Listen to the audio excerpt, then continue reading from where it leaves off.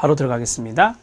91번 문제는 중독 치료에서 이 집단 상담의 문제죠. 집단 상담을 선택하는 이유에 해당하지 않는 것은입니다.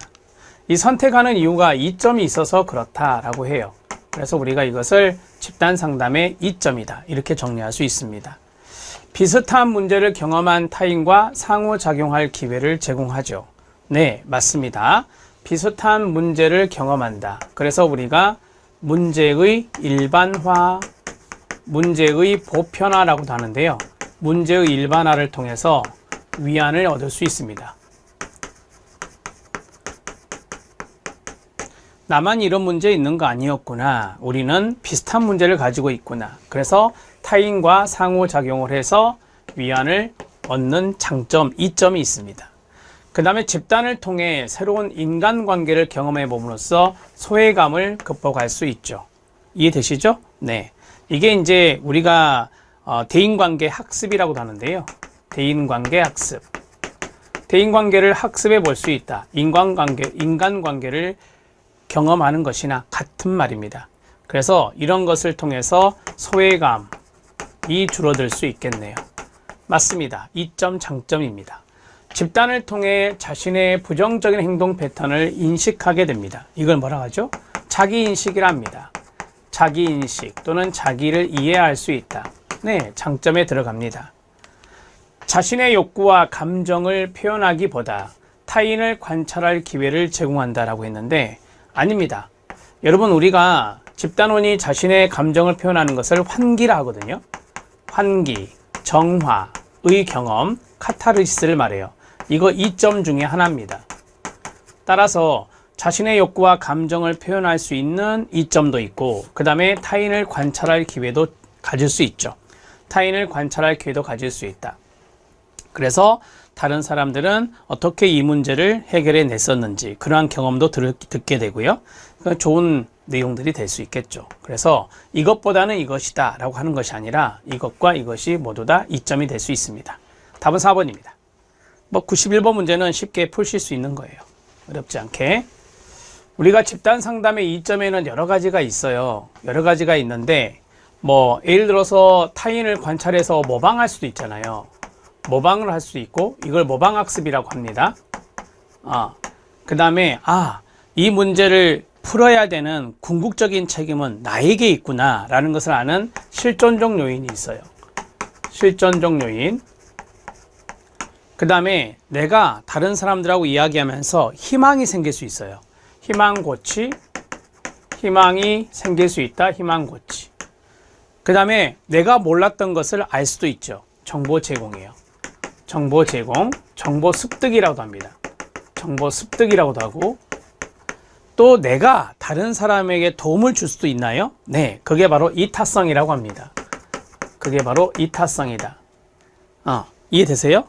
이런 것들이 다 집단 상담의 장점에 해당될 수 있죠. 얄롬이라는 학자가 이야기한 집단 상담의 이점들이 있습니다. 그 내용들을 좀 간략하게 말씀드려 봤습니다. 답은 4번입니다.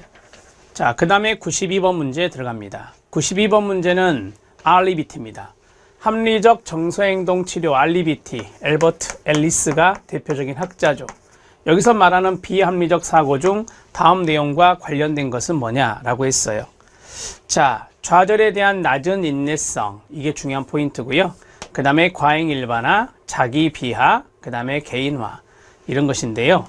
우리가 이제 과잉 일반화, 개인화 이거하고 이거요. 이 두 가지는 아론백이 말한 거죠. 이 두 가지는 아론백이 말한 인지적 왜곡에 있는 겁니다. 인지적 왜곡에 있다 이렇게 보시면 돼요.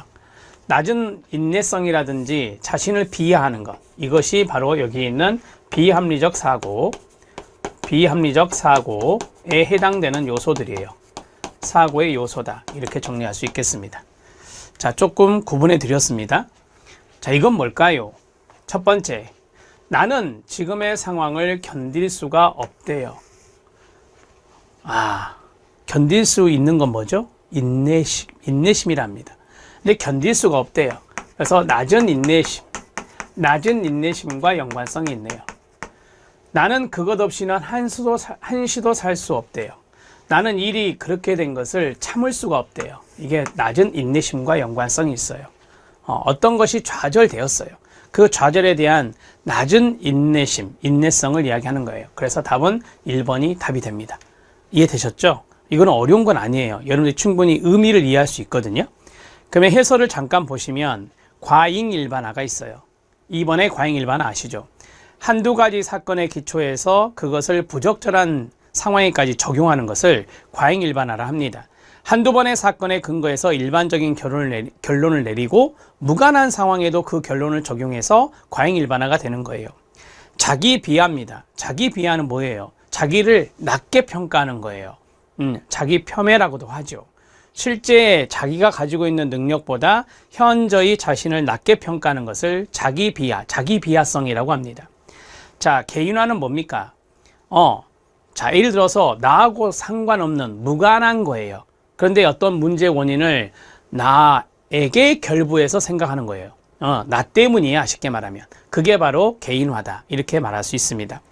자신과 무관한 사건을 자신과 관련된 것으로 잘못 해석하는 겁니다. 다른 사람의 행동에 대한 좀 더 타당한 설명을 고려하지 않고 자신이나 어떤 사람 때문에 다른 사람이 부정적으로 행동한다고 믿는 것이에요. 그래서 문제의 원인을 어떤 개인에게 돌리는 것, 나 자신 포함해서 어떤 개인에게 돌리는 것이 개인화다. 이렇게 말할 수 있습니다. 제가 아주 힘들게 살고 있습니다. 지금 현재. 그래서 이렇게 생각을 합니다. 부모님만 살아계셨어도, 아버님만 살아계셨어도 내가 이렇게 살지 않을 건데 다 아버지 때문이야. 이런 것들이 개인화의 사례가 될 수 있어요. 알았죠? 내가 이렇게 힘들게 사는 게 아버지 때문이 아니어야 돼요. 아닌데도 불구하고 아버지의 원인으로 돌리는 것은 개인화다. 이렇게 보시면 돼요. 자, 되셨죠? 여기까지. 자, 그 다음에 93번 문제 들어갑니다. 답은 1번이에요. 나는 지금의 상황을 견딜 수 없다. 인내심이 부족한 겁니다. 일이 이렇게 된 것을 참을 수가 없다. 인내심이 부족한 것입니다. 우리가 참을 인자가 있잖아요. 한자로. 참을 인. 자, 그 다음에 93번 들어갑니다. 만성 조현병 환자와 보호자에게 약물 교육을 시키려고 할 때 포함되는 내용으로 가장 적합한 것은입니다. 조금 지엽적인 부분이 있어요. 그래서 이것을 제가 밑에 보면 문항 분석이라고 해서 넣어드렸거든요. 그 문항 분석을 잠깐 보도록 하겠습니다. 자, 대부분의 약물 부작용은 인체 해로움으로 반드시 의사를 찾아야 한다라고 했는데, 자, 약물에 대한 교육이잖아요. 그래서 약물 부작용이라고 하는 거, 여기 해설에 보면 약물의 부작용이 다 양상이 다릅니다. 자, 그래서 부작용 감내 정도도 다릅니다. 그래서 어떤 약이 어떤 환자에게 잘 맞는지 의사와 상의하는 것이 바람직하겠죠. 그래서 약물 부작용은 인체 해로이기 때문에 반드시 의사를 찾아야 된다는 것은 적합한 방법은 아니다. 약물 교육에서. 그 다음, 추체 외록의 부작용은 체내 수분을 앗아가는 부작용과 관련이 있다. 추체 외록의 부작용은 여러분 해설해 보시면 정말 다양하게 나옵니다. 거기에 보시면 상당히 많은 내용이 있는데 이게 다 추체 외록의 증상에 해당될 수 있는데요. 자, 거기 보시면 하나, 둘, 셋, 네 번째 줄. 자, 네 번째 줄에 보면은 추체 외록의 증상에 하나다 하고 끝나잖아요. 여기까지가 추체 외록에 해당되는 증상이라고 할 수 있어요. 그래서 체내 수분을 빼앗아가는 부작용과 관련성이 좀 낮고요. 항콜린성 부작용, 운동 기능과 관련이 있다라고 했는데 이것도 항콜린성 부작용도 거기 보시면 중추성 부작용, 말초성 부작용 다양하게 나타납니다. 운동 기능과 좀 거리가 멀다라고 생각을 하시면 됩니다. 자, 마지막 술과 담배 당연히 좋지 않겠죠. 술과 담배는 항정신병 약물의 효과를 떨어뜨린다라고 해요. 자, 술은 알코올이고요. 담배는 니코틴이 생각나죠. 술은 알코올 같은 경우는 중추신경 억제제에 해당돼요. 자, 그 다음에 니코틴, 담배는 중추신경 자극제에 해당될 수 있거든요. 그래서 이러한 부분들이 아무래도 항정신병 약물의 효과를 떨어뜨린다. 이렇게 보시면 됩니다. 여러분 해설해 보시면 위쪽을 보셔야 돼요. 위쪽을 보시면 항정신성 약물이나 항우울제의 혈중 농도를 떨어뜨립니다. 그렇게 해서 효과를 감소시키거나 부작용을 증가시키는 것이 술과 담배입니다. 그래서 술과 담배는 이것을 효과를 떨어뜨리니 술, 담배를 지양하십시오. 하지 마십시오. 이렇게 교육을 하는 것이 바람직하죠. 답은 4번이 답이 됩니다. 자, 좀 더 이제 디테일하게 구체적으로 보도록 하겠습니다. 내용을 집중해서 봐주시죠. 문항 분석을 봐주시죠. 1번을 다시 보겠습니다. 약물별로 부작용 양상이 다르죠. 당연한 거 아닙니까? 약물이 여러 가지가 있어요. 조현병 약물에 엄청 많은 약물들이 있거든요. 그 약물별로 부작용 양상이 다릅니다. 환자보다 그 부작용을 감내하는 정도도 달라요. 환자마다 케이스가 다르다는 겁니다. 그래서 어떤 약물이 환자에게 잘 맞는지 의사와 상의하는 것이 좋습니다. 됐죠? 1번 질문하고 약간 결을 달리한다고 보시면 돼요. 자, 그 다음에 2번 조현병 약물 치료에서 대부분의 부작용은 도파민 수용제 차단에 따른 추체외로 증상이라고 합니다. 우리가 조현병과 연관된 신경 전달 물질이 도파민이거든요. 도파민이 항진됐을 때 양성 증상이 나타나고 도파민이 결핍됐을 때 음성 증상이 나타나게 됩니다. 자, 이는 눈이나 목이 한쪽으로 돌아가는 급성 근긴장 이상증 동그라미 1, 움직이려는 강한 충동으로 안절부절 못하는 불편감과 불쾌감 동그라미 2, 이걸 좌불안석증이라고 하죠. 그 다음에 느린 행동과 경직된 자세 동그라미 3, 몸의 떨림으로 대표되는 파킨슨병 아시죠? 파킨슨병과 유사 증상 동그라미 4, 이런 것들이 추체외로 증상이라고 이야기를 합니다. 자, 약을 수년간 장기 복용했을 때 입과 혀와 턱 등의 이상한 움직임이 생기는 지연성 운동장애도 추체외로 증상 중에 하나가 됩니다. 추체외로 증상 제가 쭉 읽을 때 체내 수분을 앗아가는 부작용, 이게 지금 없었잖아요. 이해되셨죠? 그래서 쭉 보시면 조금 뭐랄까요? 운동장애와 연관성이 있습니다. 운동장애. 첫 번째는 급성 근긴장 이상, 그 다음에 좌불안석, 그 다음에 느린 행동과 경직된 자세, 그 다음에 파킨슨병과 유사 증상, 그 다음에 지연성 운동장애, 이런 것들이 추체외로 증상이거든요. 이해되셨죠? 자, 그 다음에 도파민 이외의 다른 신경전달 물질 시스템에 작용하여 나타나는 부작용도 흔한데요. 여성에서 생리불순, 무월경, 골다공증 위험성, 남성에서 성욕감퇴, 발기부전, 유루증 등을 일으키는 고프로락틴 혈증이 대표적이라고 합니다. 참고하셔도 됩니다.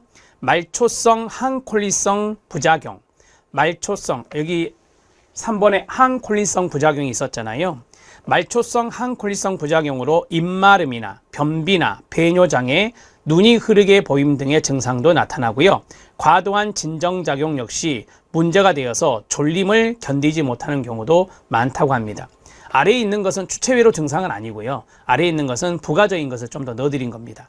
자, 이제 세 번째 항콜리성 부작용이 있는데요. 항콜리성 부작용은 거기 보면 중추성 부작용이 있고, 그 다음에 두 번째로 아까 했던 말초성 부작용이 있어요. 중추성 부작용으로 혼수, 혼동, 선망, 환각, 과활동성, 기면, 졸림, 아까 말씀드린 거예요. 그 다음에 기억 상실, 운동 실조, 방향 감각 상실 등을 유발할 수 있습니다. 말초성 부작용으로는 피부와 점막의 건조, 발한 감소, 그 다음에 장운동 감소, 요축적, 동공의 확대의 산동, 빈맥, 부정맥, 고체원증 등이 발생할 수 있는 게 말초성 부작용이다. 이렇게 말씀드릴 수 있습니다. 자, 우리가 이제 피부와 점막의 건조라든지 발한이 감소됐다. 자, 이런 것들은 어느 정도 이제 그 체내 수분하고 좀 연관성이 있는 거 아니겠어요? 그쵸? 거기에 보면 건조증이 있고, 건조가 있고, 발한의 감소니까 우리가 이것은 좀 체내 수분하고 연관성이 있거든요. 그래서 여기 있는 요 녀석하고 요 녀석을 좀 반대로 생각하셔도 될 것 같아요. 이렇게 반대로 생각하셔도 된다. 체내 수분을 앗아가는 것은 항콜린성 부작용의 발한 감소라든지 피부 건조 이런 것들과 연관성이 있겠고, 그 다음에 아까 운동 기능의 문제는 추체 외로계 증상 이런 것들과 연관성이 있죠. 이해되셨죠? 이렇게 정리하셔도 될 것 같아요. 쭉 읽어보면 이렇게 하나하나 다 기억하실 필요는 없지만, 우리가 체내 수분을 앗아가는 것과 연관성 있는 게 뭐냐, 운동 기능과 연관성 있는 거 뭐냐, 이렇게 좀 큰 틀에서 바라본다면 그렇게 접근하셔도 될 것 같습니다. 자, 됐습니다. 답은 4번입니다. 자, 94번 문제 들어갑니다. 재활 모형이 나왔어요. 우리가 보통 이 재활 모형은 실기에서도 출제가 되는 것인데요. 재활 모형의 기본이 되는 것은 뭐냐? 첫 번째가 손상이고요. 두 번째가 장애, disability라고 하고, 세 번째가 핸디캡이 됩니다. 이렇게 세 가지. 요 세 가지를 많이 작성을 하거든요. 재활 모형의 세 가지 이렇게 정리가 돼요. 자, 첫 번째, 인간으로서 정상이라고 생각되는 방식이나 범위 내에서 할 수 있는 중요한 단어가 이거예요. 활동을 수행하는 능력이 제한된 상태를 일컫는다 라고 해요. 그래서 활동을 수행하는 능력이 제한된다. 그래서 우리가 이 장애를요, 능력장애, 능력저하라고 해요. 능력장애, 능력저하. 우리가 이제 1980년, 이건 듣기만 하세요. 1980년에 세계보건기구에서 장애를 세 가지로 분류를 해요. 그게 바로 International Classification, Impairment, Disability, Handicap이거든요. 요 세 가지가 바로 뭐겠어요? 손상, 장애, 핸디캡이거든요. 이렇게 정리가 돼요. 자, 그런데 이것을 나중에 1997년에 재분류를 하는데, 요게 손상이 되고, 요게 활동이 되고, 요게 참여가 되거든요. 요게 이제 재분류가 돼요. 1997년에. 이게 바로 ICIDH2가 됩니다. 재분류라고 해서 DH2가 돼요. 이해됐죠? 그래서 요거 답은 2번이에요. 이렇게 정리할 수 있습니다. 자, 능력장애, 능력저하. 그 다음에 제가 일단 쓰려고 했던 것이 뭐냐? 활동과 연관성이 있어요. 활동. 여기 있잖아요. 활동. 이게 여기에 들어갑니다. 자, 이제 사례를 봅니다. 사례는 직무 적응 기술이나 사회 기술이나 일상생활 생활활동의 기술, 여기에 부족이 있다라고 하는 겁니다. 이게 다 활동과 연관성이 있는 거거든요. 자, 그러면 선생님 이건 뭡니까? 이건 뭔지 아세요? 사회 참여입니다. 사회 참여예요. 사회 참여. 우리가 이제 사회적인 활동을 하잖아요. 직장 생활이요. 사회적인 활동, 사회적 활동의 어려움을 말하죠. 사회적 활동의 어려움을 말합니다. 좀 더 쉽게 말씀드리면요, 취업하기가 어려워요. 취업하기가 어려워요. 손상이 됐죠? 그 다음에 능력에 장애가 오죠? 근데 이제 사회적인 참여, 즉 직장을 잡기가 어려운 단계가 돼요. 그게 바로 핸디캡이다. 이렇게 정리할 수 있어요. 그래서 여기에 참여라고 했던 겁니다. 답은 2번입니다. 자, 94번 해결했고요. 95번 들어갑니다. 95번은 인지치료입니다. 인지치료는 코그니티브 서라피라고 해서 아론 백이 대표적인 학자가 됩니다. 여기에 대한 설명으로 틀린 것은 입니다. 상황에 따라 직접적으로 행동을 유발하는 사건만이 선행사건에 해당된다라고 했는데요. 우리가 이제 선행사건을 엔티시던트라고 합니다. 인지치료에서 이제 어떤 사건이 영향을 준다, 이렇게 뭐 이야기할 수도 있겠지만, 상황에 따라 직접적으로 행동을 유발한다, 어떤 행동을 유발하는 사건만이 선행사건이다, 그게 아니고요. 선행사건은 행동에도 정서에도 인지, 신념이라고도 하는데 거기에 영향을 줄 수 있어요. 그래서 제가 이것을 좀 설명을 해드리면, 선행사건이 있잖아요. 우리가 선행사건을 엔티시던트라고 해서 A라 합니다. A라 하는데, 여기에 보면 행동을 유발하는 사건만이 선행사건에 해당된다. 이게 틀렸어요. 선행사건은 다음과 같은 것들을 유발할 수 있어요. 첫 번째가 행동을 유발할 수 있어요. 그 다음에 신념을 유발할 수 있어요. 그 다음에 정서, 감정을 유발할 수 있어요. 이렇게 정리하시면 되죠. 그래서 인지치료는요, 핵심적인 원인이 이거라고 봐요. 이게 사고잖아요. 인지. 이게 핵심 원인이 되는 거예요. 핵심적 문제 원인이 되는 겁니다. 아론 벡을 이걸 뭐라 했죠? 인지적 오류라 했어요. 이것을 인지적 오류라고 했어요. 앨리스는 비합리적 신념이라고 했고요. 자, 이렇게 정리하시면 돼요. 되셨죠? 오케이. 이렇게 정리하시고. 자, 우리가 이 1번은 행동주의 상담과 연관성이 있어요. 1번은 행동주의 상담과 연관성이 있는데, 행동주의 상담은 ABC 이론이잖아요. 행동주의 상담은 ABC 이론이거든요. 그래서 선행사건이 A고, 그 다음에 behavior, 이게 행동이거든요. 그 다음에 이게 결과고. 그래서 이 행동의 야기 원인이 선행사건이라고 보는 거예요. 그래서 A가 선행사건, 이 B가 바로 뭐냐면 행동이에요, 행동. 그 다음에 이게 뭐냐? 결과예요. 행동에 문제가 생긴 거죠. 이렇게 정리가 되는 거예요. ABC, 이것도 알아놓으시면 좋습니다. 부모의 명령, 교사의 책 덮는 소리 등이 모두 선행사건이 될 수 있습니다. 부모의 명령에 따라, 교사의 책 덮는 소리에 따라서 정서가, 행동이, 생각이 영향을 받을 수 있습니다. 행동의 결과는, 끌어봐요. 특정 행동을 강화시키기도 하고 약화시키기도 한다. 행동의 결과는 특정 행동을 강화시킨다. 특정 행동을 약화시킨다. 네, 맞습니다. 우리가 이제 결과적인 측면은 지금 인지치료잖아요. 인지치료는 핵심적인 원인이 인지라고 했단 말이에요. 근데 이 인지가 좀 신념이라 할게요. 신념이 합리적일 수도 있고 신념이 비합리적일 수 있잖아요. 그러면은 신념이 합리적이다? 그러면 이것은 문제 행동이 나타날 확률이 낮죠. 하지만 신념이 비합리적이다? 문제가 있다? 그럼 이 행동도 문제가 될 수 있는 거예요. 이해됐죠? 오케이. 따라서 여기서 특정 행동이라고 했을 때 이 특정 행동을 바람직하지 못한 행동이라 할까요? 그럼 바람직하지 못한 행동이 더 나타날 수도 있는 거고. 이해됐어요? 자, 그 다음에 바람직하지 못한 행동이 약화될 수도 있는 거고. 이런 것들이 이제 행동의 결과라 말할 수 있습니다. 이렇게 정리하시면 돼요.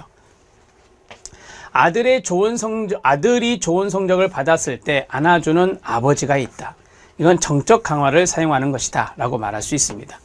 이걸 보면서 뭐 인지치료인데 행동의 이야기가 이렇게 많이 나오냐. 인지치료나 합리 정서행동치료나 정서도 보고 인지도 보고 행동도 보는 거예요. 그래서 정서 기법도 쓰고 인지 기법도 쓰고 행동 기법도 쓰는 거예요. 여기가 바로 행동적 기법이죠. 이게 행동적 기법이 아닙니까? 좋은 성적을 받았을 때 안아줬어요. 이건 정적 강화예요. 그래서 행동적 기법이다. 이렇게 보시면 됩니다. 자, 마지막으로 답은 1번인데 마지막으로 인지치료는 아까 했던 거 인지, 정서, 행동, 기법, 사용 이렇게 정리하면 돼요. 다양한 기법을 사용하는 것이다. 요건 오답 노트는 이렇게 하시면 됩니다. 이렇게 정리해 놓으세요.